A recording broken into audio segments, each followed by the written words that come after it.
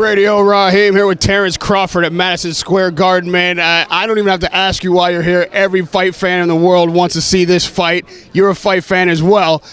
You're a scientist on the top of many people's pound-for-pound list, but I'm going to put your analyst hat on first. Break this fight down for me, how you see it. I see it starting off slow and then Rigo moving around boxing and Lomachenko putting the pressure on, trying to drown him. You are an offensive terror, like the kind of knockouts that you get, the aggressive way that you fight. If it were you facing someone that was defensive, as Rigondeaux is legend to be, what would your approach be? It's different. I can box him or I can pressure him, you know. So Rigo, he got the longer reach, but Lomo got the height advantage. So it's kind of even, you know, when you're looking at it, because Rigo the smaller guy, so Lomo can push the action, you know, but at the same time, Rigo got the longer arm, so it's kind of hard if you want to sit on the outside and box with him. You know, this fight is happening at 130. It's 2 divisions higher than Rigondeaux has been fighting. Do you think that that weight differential will play a role in this fight? We have to see. Rigo actually looked big in there, you know. I heard he looked sharp in the media workout, you know. He looks ready, body look ready. Saturday we'll have all the answers to your question. Well, he's not the only fighter here stepping up in weight. Everyone's waiting to see you at 147 pounds. I mean, you dominated the 40 division. What's up there at 47 for you that made you feel like this is where you need to be right now? Just me, you know, continuing my legacy, my career, and on to bigger and bigger things. I cleared out 135, cleared out 140. Now it's time to do the same at 147. Bob was up there talking about the Jeff Horn fight, which is happening just next week, and you fighting the winner of that. Do you feel like, even though there's a title on the line, that would be something of a tune-up fight for you to fight the real elite at 47?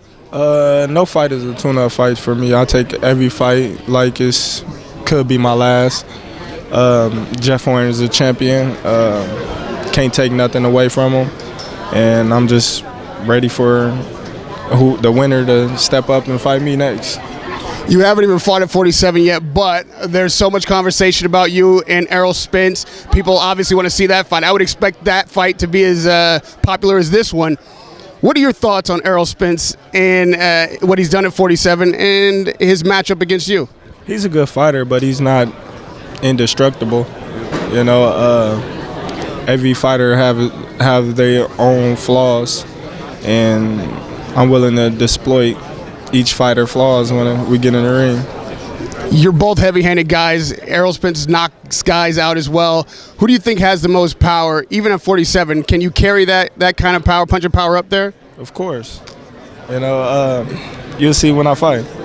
I mean, he's an undefeated fighter, as you are. No one seemed to see much cracks in his game yet. What is it that you say that you see that you can expose, or you feel like no one's been able to take advantage of? There's always cracks in people's game.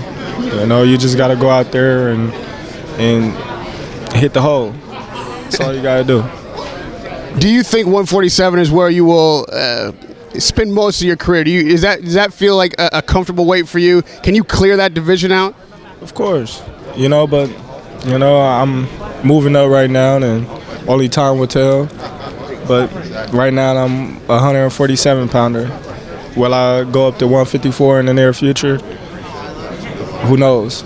And lastly, we're here in New York. My first fight here on this run was Deontay Wilder, WBC heavyweight champion. I came from London, saw Anthony Joshua. I'm curious your thoughts on those two fighters, and if they ever matched up, how you see it playing out.